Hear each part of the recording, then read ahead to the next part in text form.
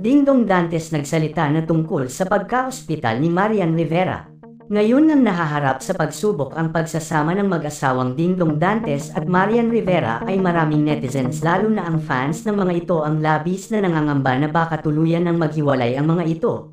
Dahil sa pagputok ng balitang naanakan ni Dingdong ang dating kapuso aktres na si Lindsay De Vera, taong 2017 nang magkasama si Lindsay De Vera at Dingdong Dantes sa seryeng alias Robin Hood na pinagbidahan nga ni Dingdong.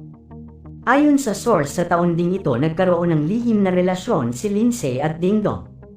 Tunay ngang isa si Lindsay sa mga baguhang artista noon na may magandang mukha at hindi may kakaila na fresh talaga ang aura nito noong kasagsagan ng pagtitaping nila sa nasabing serye sa Kapuso Network.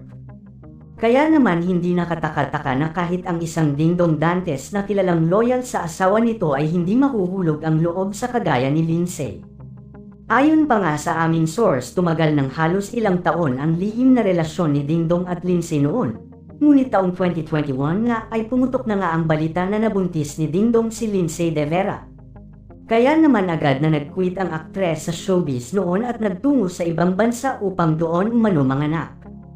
Bagay na hindi itinanggi ng aktres sa isang interview dito, kamakailan lamang at pagsiwalat nito sa buong katotohanan sa namagitan sa kanila ni Dingdong Dantes.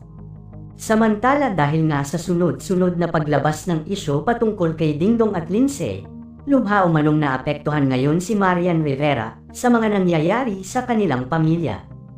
Ayon kasi sa aming nakalap na impormasyon ay isinugod si Marian Rivera kahapon sa ospital na talaga namang ipinag-alala ng gusto ng kanyang mga fans at supporters. Ngayong araw nga ay nagsalita na sa wakas si Dingdong Dantes at inamin na ang tunay na dahilan kung bakit na ospital ang kanyang asawa. Ayon umano sa aktor, inaamin umano niya ang kanyang mga kasalanan sa asawa, sobra umano talaga niyang nasaktan si Marian sa kanyang mga nagawang kamalian. Ayon pa sa aktor ay nakipag-usap umano si Marian kay Lindsay para may klaro ang lahat ng gulong ito. Ngunit hindi umano niya akalain na dahil dito ay mauospital ang asawa, hindi umano kinaya ni Marian ang bigat ng katotohanan ng kanyang mga nalaman. Samantala ayon pa kay Dingdong ay nasa mabuti ng kalagayan ngayon ang asawa niya at nangangako siyang aayusin umano nilang mag-asawa ang kanilang problemang kinakaharap ngayon hanggang sa abot ng kanyang makakaya.